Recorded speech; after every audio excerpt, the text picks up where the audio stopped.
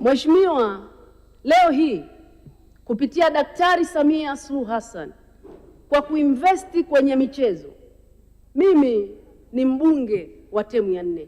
Tulikuwa tukizungumza masuala ya academy kwenye bunge letu. Leo iko Tanga, leo ipo Kigamboni. Tulikuwa tunazungumzia uwekezaji kwenye timu za vijana.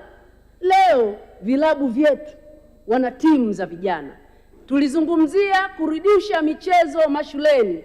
Leo michezo imerudi mashuleni, na matokeo yake hawa ni watoto wa kawaida kutoka kwenye mikoa mbalimbali, kutoka kwenye familia masikini kabisa, ambaye Daktari Samia Suluhu Hassan na serikali ya awamu ya 6 imeamua kuinvesti kwenye michezo. Mosi, wakijua zaidi ya 70% ya taifa hili ni vijana ambao wameamua kushiriki kwenye michezo, ili ndoto ya Daktari Samia Suluhu Hassan anahitaji kuwatoa kina Cristiano Ronaldo wengine kutoka Tanzania. Ndoto ya Daktari Samia Suluhu Hassan anawataka kuwatoa akina Messi kutoka Tanzania. Ndoto ya Daktari Samia Suluhu Hassan anataka kuwatoa kina Leo, kina Drogba kutoka Tanzania. Hii isingewezekana bila uwekezaji ambao umefanywa na Daktari Samia Suluhu Hassan.